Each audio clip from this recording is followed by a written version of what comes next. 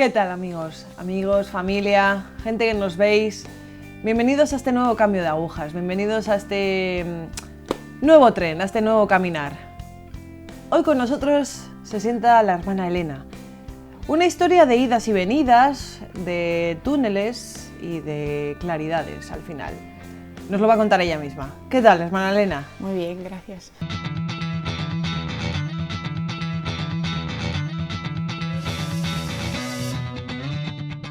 Bueno, vamos a ponernos un poco en materia. Hermana Elena, ¿de dónde eres? Soy de Italia, bueno, de Milán, y bueno, mi familia es católica. Lo que pasa que cuando yo era pequeña, digo cuando era pequeña porque cuando yo crecí luego mi padre cambió de actitud, pero mis padres, los dos bautizados, practicantes, mi madre siempre ha sido practicante, mi padre hasta los 16 años. Luego pues se escandalizó un poco de algunos malos ejemplos dentro de la iglesia, y luego con el movimiento del 68 pues le pilló de jovencito y su hermano mayor le arrastró un poco a esas ideas socialistas y de alejamiento de Dios y tal. Y entonces cuando se casaron mis padres, mi madre era practicante, mi padre no practicante. Él creía en Dios pero no en la iglesia. ¿Cuántos hermanos sois? Somos 4. Yo soy la mayor, y luego hay un hermano y otras 2 hermanas más pequeñas. La educación, por ejemplo, la educación de tus padres fue en un colegio católico, en una escuela pública. Ellos pensaban, bueno, ya sabemos que tu padre no, como has manifestado, pero tu madre, al ser practicante... Mis padres no nos dieron, bueno, no nos enviaron a un colegio católico, nos enviaron a un colegio alemán para que aprendiéramos idiomas desde pequeñitos, porque veían que era importante a la hora del trabajo, para un futuro. Pues era un colegio privado alemán y laico totalmente.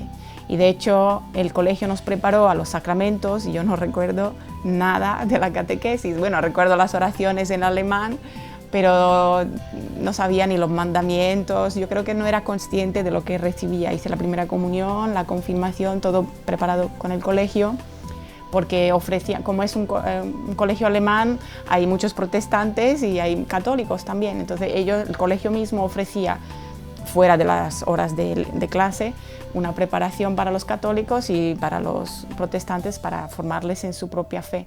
Tenían ese servicio, pero yo no recuerdo casi nada. Y de hecho, yo lo digo, cuando doy catequesis ahora, digo, tenéis que aprender bien las verdades de la fe, porque a mí me faltaron cuando yo crecí, pues el saber lo que Dios quiere de nosotros y por qué estamos aquí, para qué, todo eso yo no lo sabía.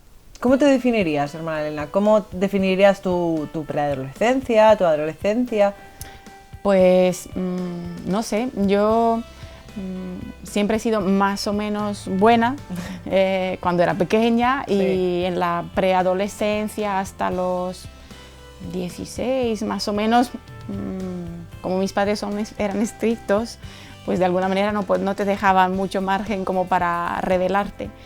Lo que pasa que cuando yo ya fui a la universidad y tenía mucha más independencia, fue cuando ya pues salió todo mi carácter muy rebelde. De hecho, yo siempre lo digo, en mi familia yo era la oveja negra de la familia, y mis padres estaban muy preocupados conmigo cuando empecé la universidad y empecé a salir y todo, porque me encantaba la fiesta, y los fines de semana siempre era una gran lucha en mi casa porque yo quería salir con mis amigos y a mis padres no les gustaba, y luego me ponían una hora de volver y a mí me da vergüenza decirle a mis amigos que si me podían acompañar, porque yo no tenía todavía carnet de conducir, que si me podían acompañar a casa a tal hora. Entonces siempre llegaba mucho más tarde de la hora que me habían dicho, y mi madre me esperaba allí. Bueno, me montaba unos tirios que pa' qué.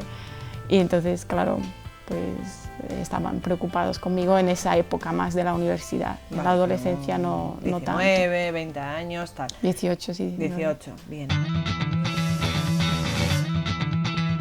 Pero anteriormente a eso, no sé, una ya pues cuando tiene conciencia, un poco ya de la sociedad, del mundo en el que vive, de los 15 quizás a los 18, ¿sentías en algún momento pues la presencia de Dios en algún...?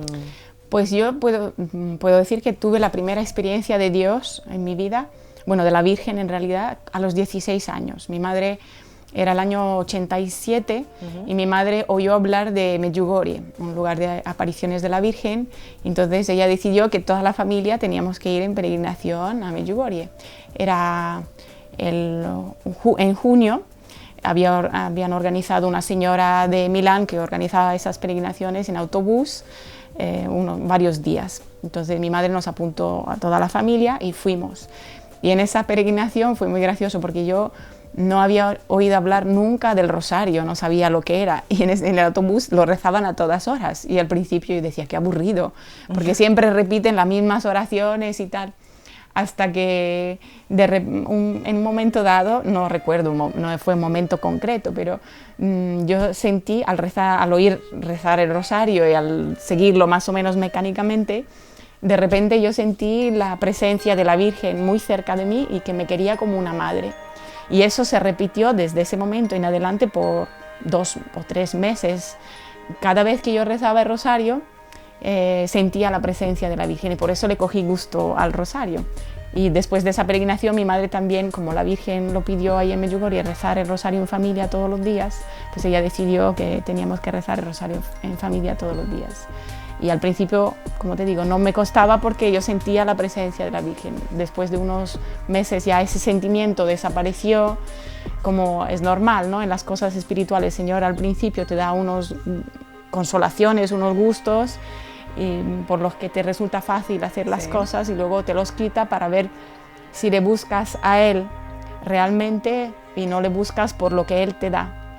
Entonces, al quitarme ese gusto espiritual de sentir a la Virgen tan cerca, pues ya me resultaba más difícil rezar el rosario, un poco más aburrido. Y en esa peregrinación también me pasó, de repente se me cruzó por la mente como una certeza, que tú sientes que es como una certeza de que no me iba a casar. Y para mí era muy extraño porque en mi familia, yo sabía que esa idea no venía de mí misma, porque a mí siempre me encantaban los niños y me encantaba la idea de poderme casar, tener un marido, una familia y tal. Y mi madre siempre nos ha educado para ser madres de familia y para renovar la sociedad desde la familia. Porque sí, mi madre siempre nos educaba de manera cristiana, católica. Y entonces yo sabía que esa idea no me venía ni de mi educación ni de mí misma, tenía que venir de fuera. Entonces, como me extrañó tanto esa idea, se lo comenté al sacerdote que llevaba la peregrinación. Lo que pasa que él me dijo que, o sea, no le dio mayor importancia, me dijo, no, bueno, porque yo le pregunté qué significa, qué puede significar eso. Yo no lo asocié ni a la vocación, ni a una llamada particular de Dios, ni nada. Y él no le dio mayor importancia, al contrario, me dijo, no, tú estudias y luego pues trabajarás y lo que sea. No. Entonces, como él tampoco le dio importancia, pues yo al poco tiempo, no es que se me olvidara, porque siempre lo he tenido en la mente y luego al cabo de los años me volvió esa idea, pero como que lo dejé a un lado, como que no le di mayor importancia.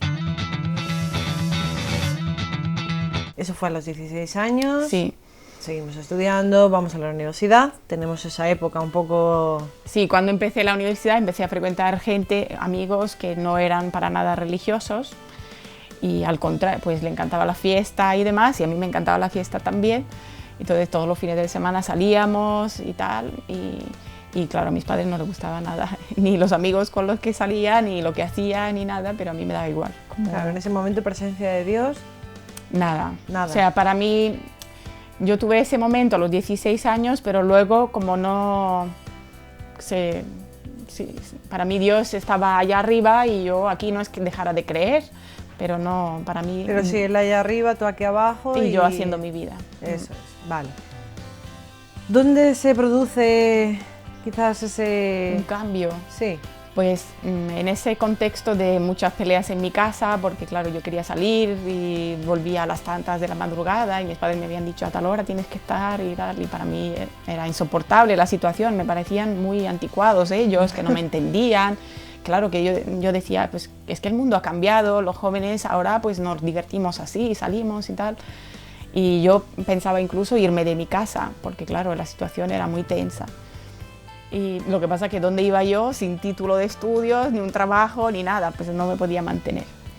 Entonces en ese momento pues se acercaron las vacaciones de Semana Santa y de Pascua Entonces mis padres me dieron dos opciones. Por supuesto, ellos no me iban a dejar ir de vacaciones con mis amigos, que era lo que yo quería. Entonces, y yo luego más tarde entendí que gracias a Dios mis padres me habían protegido de muchos peligros, porque claro, yo con mi cabeza loca hubiera hecho tontería y media y luego hubiera tenido que llorar mucho de mis errores y del daño que me había hecho yo a mí misma. Gracias a Dios mis padres siempre me han dado unas normas y yo se lo agradezco ahora, entonces no lo entendía. Y entonces pues me dieron la opción, o ir al pueblo de vacaciones con ellos, o irme a una peregrinación que se organizaba con jóvenes a Medjugorje. Y yo, con tal de no ir al pueblo con ellos, dije, pues me apuntáis a Medjugorje. Yo voy a Medjugorje, no por el sitio, yo ya sabía que era un sitio religioso y tal, pero era más que nada para conocer a nuevos jóvenes, hacer amistades, salir del país, pues me parecía muy, muy guay. Y lo importante era no estar con ellos, entonces fui de rebote. Y como me lo pasaba muy bien, ahí eran jóvenes muy majos, muy agradables, y donde iban ellos, pues iba yo también, por la amistad y tal. Y el Viernes Santo el sacerdote que llevaba la peregrinación organizó un Vía Crucis. Ahí en Medjugorje hay dos como colinas, sí. Una que es la colina de las apariciones, y otra es la colina donde han hecho un Vía Crucis. Y pues yo no recuerdo que fuera en un momento, en una estación en particular, o por algunas palabras que haya dicho el sacerdote, una oración o algo, pero de repente, al hacer el Vía Crucis, yo sentí muy fuerte dentro de mí el amor de Jesús, que Jesús había muerto por mí en la cruz, porque me amaba tanto que había dado su vida por mí. Hombre, yo lo sabía de la catequesis, hombre, sí. Que Jesús ha muerto por nosotros en la cruz, pues lo sabemos todos, pero experimentarlo en primera persona, pues nunca lo había sentido tan fuerte. Y al mismo tiempo, de sentir ese amor tan grande hacia mí en particular, yo sentía que le crucificaba otra vez con la vida que estaba llevando entonces, y sentí muchísimo dolor, empecé a llorar, y yo sentía que no podía quedarme indiferente ante un amor tan grande, que tenía que responder a ese amor, y me sentí sucia y sentí la necesidad de confesarme y de cambiar de vida. Entendí que tenía que dejar todos mis amigos, porque esos amigos no me iban a ayudar a vivir una nueva vida en la fe. Al contrario, iban a tirar de mí para el mundo del que había vivido antes. Y luego también sentí que el Señor me pedía empezar a ir a misa y comulgar todos los días. Yo que no llevaba tiempo sin confesarme y sin ir a misa los domingos siquiera, pues sentí que el Señor me pedía ir a misa todos los días y comulgar todos los días, porque si no, no iba a poder vivir. Y yo lo reflexioné, lo entendí con esas palabras, y yo no entendía qué significa vivir, porque si yo dejo de comulgar un día, tampoco me voy a morir físicamente. Yeah. Lo que pasa que luego entendí más tarde, porque claro, tuve mis recaídas en el mundo y en la vida que llevaba antes, yo entendí que era un vivir en gracia, que mi alma estuviera viva. Si yo no recibía a Jesús en la Eucaristía todos los días, no iba a tener la fuerza de mantenerme en gracia, entonces hubiera caído otra vez en el pecado y mi alma hubiera muerto. En ese sentido, la vida espiritual. Volvemos de Medjugorje, nos iniciamos en este grupo con estos jóvenes. Ahí tú sentías algún tipo de, bueno, pues a ver dónde me lleva esto, o, mira, pues igual me podría llevar a una vocación. No, entonces no sentía la llamada. Yo cuando fui a Medjugorje tenía 19 para cumplir 20, y no sentí ninguna llamada, solo empecé a crecer en la fe como cristiana, empecé a descubrir la Eucaristía, la Virgen, y fue como un año y medio después de mi conversión que yo flotaba, como que andas como 10 centímetros de la tierra y quieres hablar a todo el mundo de Dios, de la Virgen, lo que has descubierto, y de hecho yo en la universidad hablaba a todo el mundo de mi experiencia de Dios, y igual pensaban que estaba loca, no sé. Bueno. Pero Pero tú evangelizabas de algún Sí, modo manera. sí, sí, sí. Claro, cuando uno ha descubierto algo tan importante para su vida, tiene pues, que proclamarlo. Lo dices. Y después de ese año. luego, después de ese año, yo conocí a la comunidad, el Hogar de la Madre, que entonces había solo 16 hermanas, el padre Rafael y 3 siervos, hermanos, porque vinimos a España a una peregrinación con un sacerdote italiano que había estado aquí en España, porque él era religioso y su congregación tenía un colegio en Valladolid. Él nos propuso esta peregrinación y vinimos, conocimos la comunidad, pero nunca me sentía atraída ni nada, la verdad que no me llamaba la atención. Yo entonces tenía novio y no pensaba para nada en la vida religiosa ni nada. ¿Pensabas en casarte, en tener familia? Sí, bueno, estaba concentrada con mis estudios también, me encantaba mi carrera. ¿Qué has estudiado, hermana Lina? Ciencias políticas. Entonces, luego fue más tarde, al madurar, al crecer, supongo que ya el Señor me llamó. A los 22 años yo sentí otra vez, digo otra vez porque a los 16 años esa frase que se me quedó de que no me iba a casar ya iba tomando cuerpo. Y estaba yo leyendo una vida de Jesús que me impresionó mucho. Yo seguía teniendo novio, había cambiado de novio, pero tenía novio, ¿no? Entonces, al leer esa vida de Jesús, yo me di cuenta al llegar al final del libro que me había enamorado de Jesús, que me encantaba, y por eso yo sentía dentro de mí como si mi corazón estuviera dividido entre el amor humano hacia mi novio y luego ese amor de Dios que me quería solo para Él. Y era como si el amor humano estuviera quitando algo a Dios. Yeah. Y con esa inquietud que yo sentía dentro fue por lo que yo empecé a dudar, a preguntarme si no era una llamada. Pero claro, yo no sabía discernirlo por mi cuenta. Yo sentía eso y me inquietaba, pero no sabía. Entonces, como ya había conocido al padre Rafael, que es nuestro fundador, y también conocía a otro sacerdote muy espiritual, muy bueno, italiano, decidí preguntarles a los dos por separado, y los dos, por independiente, me dijeron lo mismo. Me dijeron que a lo mejor sí que era una llamada, que tenía que rezar mucho para que el Señor me diera luz y me dijera dónde quería que le sirviera. Entonces ya me entró un miedo espantoso. Yo dije, no, ya empecé a pensar todo lo que tenía que dejar, claro, mis proyectos, mis planes, mi novio, igual también mi país. Yo no sabía dónde me llamaba el Señor, pero tenía que renunciar a muchas cosas y me entró mucho miedo. Entonces, como tampoco había terminado la carrera y me encantaba mi carrera, pues yo le dije al Señor, no, yo soy demasiado joven como para plantearme ahora la vocación, ya me lo pensaré más adelante, ahora quiero terminar. Y quiero ser feliz a mi manera, con mi novio, terminando mi carrera, mis cosas.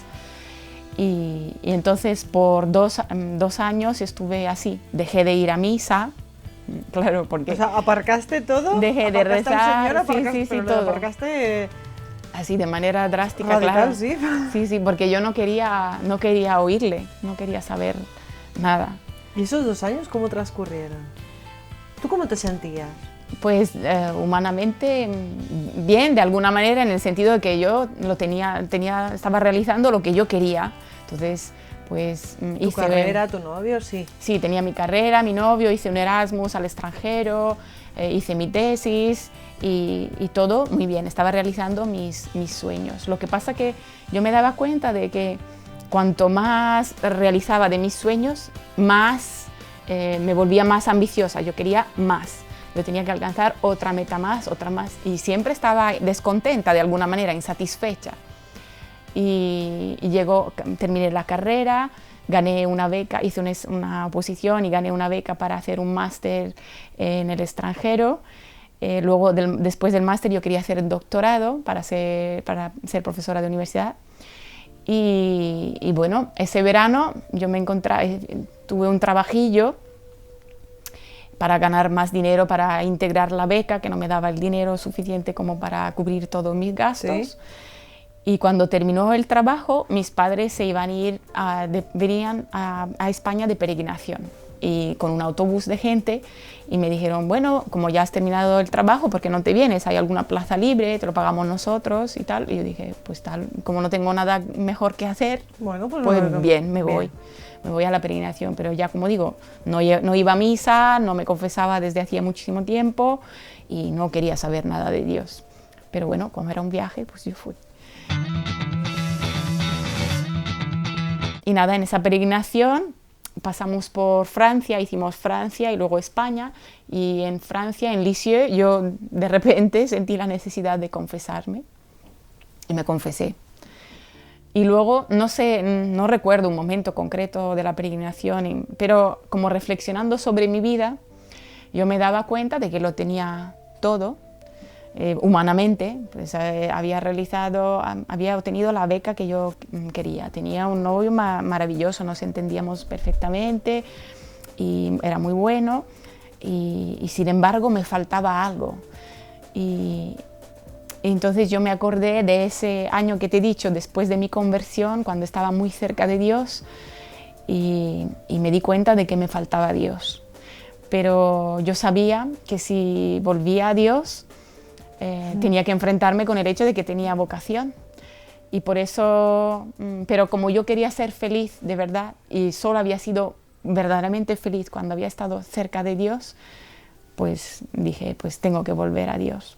Por eso luego al venir, por eso me confesé y ya volví a la vida de la gracia y tal, pero todavía no sabía dónde me llamaba Dios, y también pues tenía a mi novio ahí y no... Ya. ¿Y cómo transcurren las cosas? ¿Vuelves de la peregrinación? Bueno, claro, yo entiendo que, a ver, todas estas cosas en la peregrinación las vas reflexionando, llegas a España y luego tienes que volver. ¿Cómo le planteas todo esto a tu novio?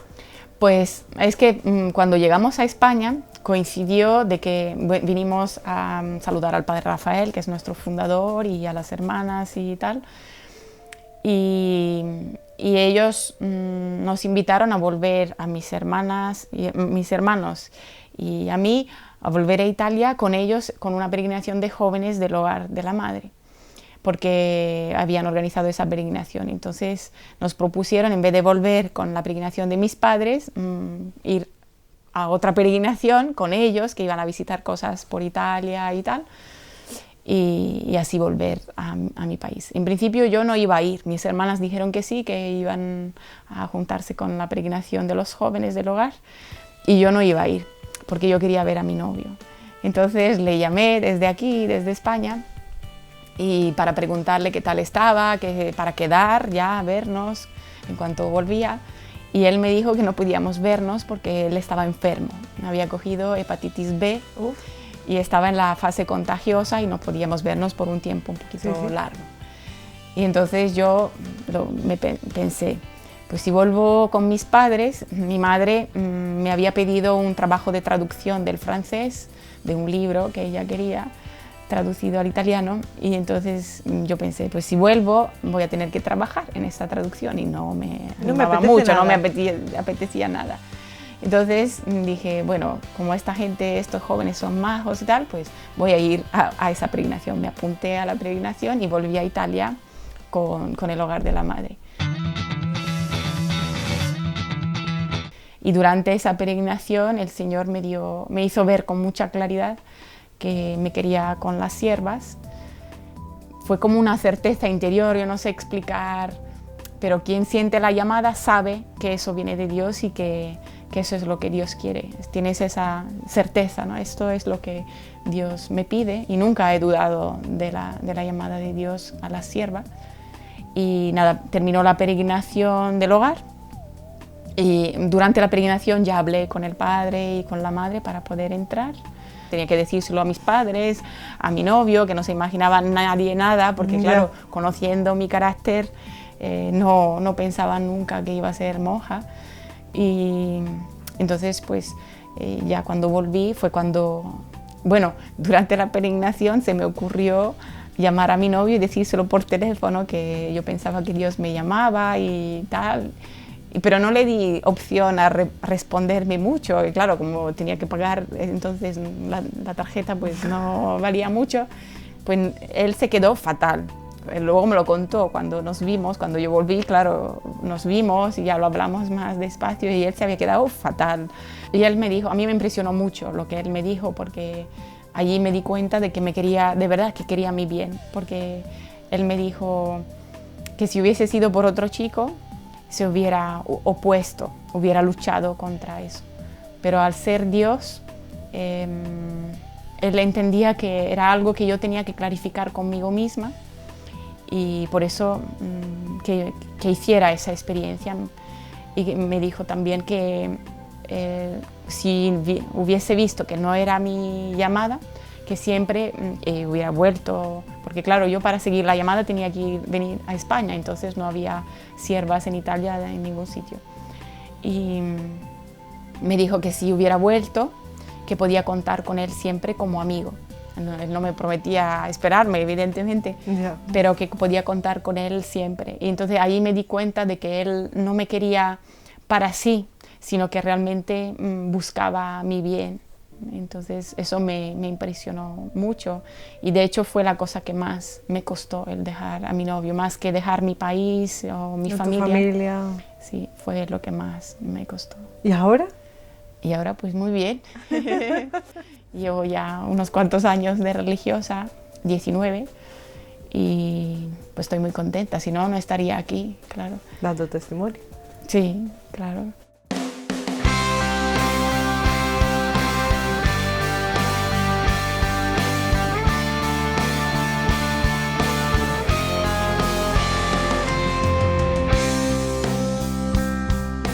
Qué bien. Lo ha dejado súper claro la hermana Elena. La verdad que ha sido un relato cronológico en el que ella ha sentido la llamada y ha explicado cómo es esa llamada, cómo es esa respuesta, cómo Dios nos pide para sí y para el mundo también. Me ha gustado mucho sobre todo la respuesta de tu novio, ese amor hacia ti y ese amor hacia Dios, que igual ni él mismo conocía, pero que igual a través de ti conoció también al Yo Señor. creo que sí, que le hizo pensar. Por eso. El Señor nos llama. Bueno, podemos tardar en responder, pero debemos responder. Nos emplazamos al próximo programa, amigos. Ya sabéis, el teléfono rojo, llama, por favor. No tardemos en responder. Seamos del Señor. Gracias, hermana Elena. De nada. Gracias a todos vosotros por seguirnos. Gracias. Hasta luego.